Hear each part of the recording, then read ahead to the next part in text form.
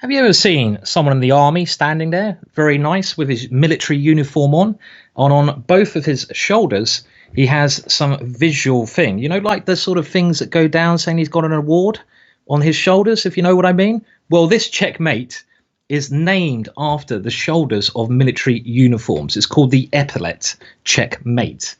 And in this position, this is a very basic example of it. Black to move goes queen to e6, checkmate. And you can see that the king here could be the person in the uniform. And on either side of the king, his shoulders are taking away the escape squares, hence the Epaulette checkmate. Both rooks are next to the king, basically, just keeping it suffocated there on its square, its starting square.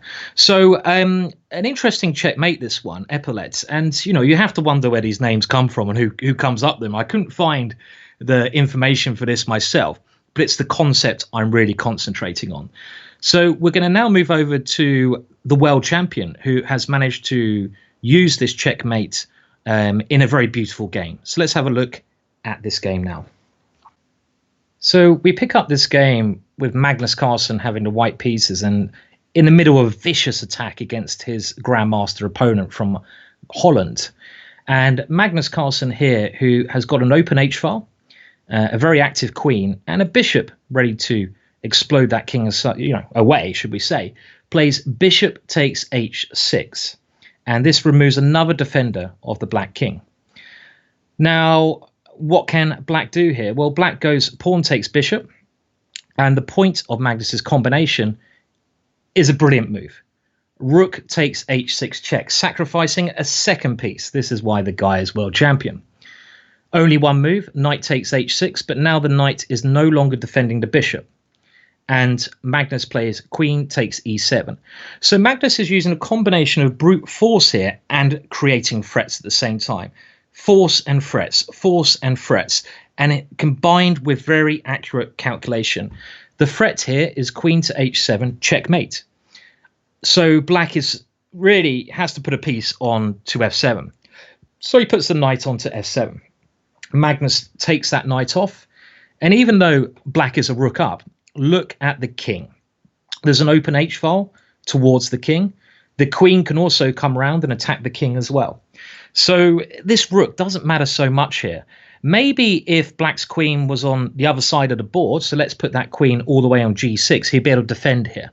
But that is not the case. And again, these little, should we say, instruments of attack should be warning bells for you when you're looking for these combinations. Look at your opponent's pieces, look at ways to rip open your opponent's king, and make sure your calculation is good. Exactly what Magnus does here. Black has to stop queen to f6 check, so he goes king to g7. And now Magnus really needs to get his rook into the attack. He's not going to checkmate just with the queen. So he does a typical technique. Rook d3, the rook swinger. The rook comes around the angles. Black tries to give his king a bit of protection with rook d6, trying to put the rook in front of the king and setting a bit of a nasty trap there. What would happen if Magnus played queen takes d6? Well, queen to e1, and it would be Magnus who gets checkmated. But instead, he looks for the most aggressive moves, which are checks. Rook to g3 check.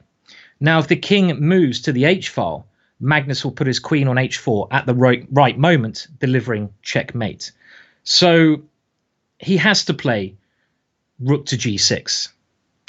And here Magnus continues with queen to e5 check, and he's calculated extremely well here. What can black do here? Well, black can either take the pawn on f7 or move the king to the h-file.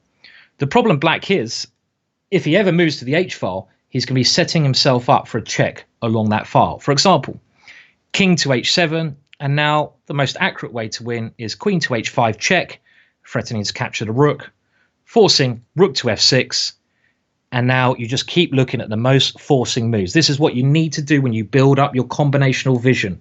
Look for the checks. Queen f5 check, king h8. Only one good check. Queen e5 check. And now it's checkmate. Queen to g7, checkmate. So a very complicated combination here.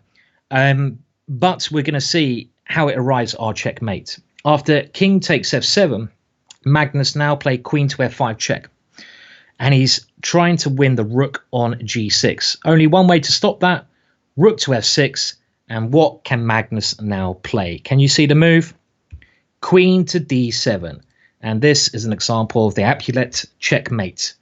In this position, the black king, should we say the soldier, has his he has his soldiers here, meaning he can't escape. He's trapped parallel by these two pieces, and a very nice version of this checkmate, because in actual fact, in this version, the king is not on the back rank, but it's trapped by the opposing rook. So another example of this pattern in action. And let's just have a look at one more case of this before we move on to another video.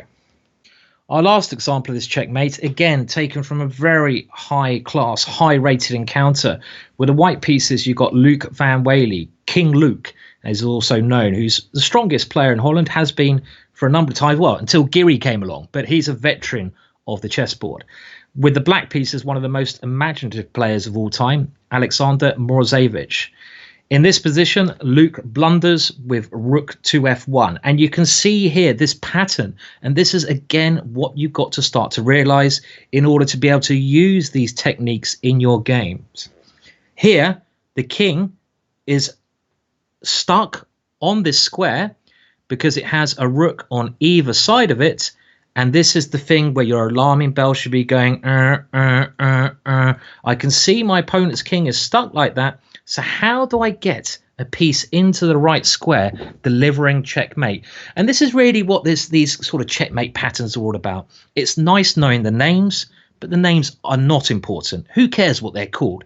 It's more important to understand the piece arrangements, to understand the patterns.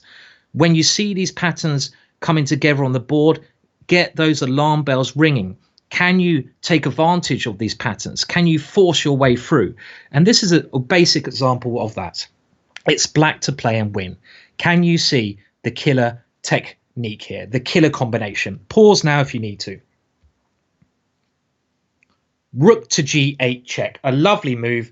And in this position, white resigned. The point is, he's got to take that rook, and now queen to g7 is checkmate. Another lovely example of this checkmate. There's plenty more videos to come. I'll see you soon for another video.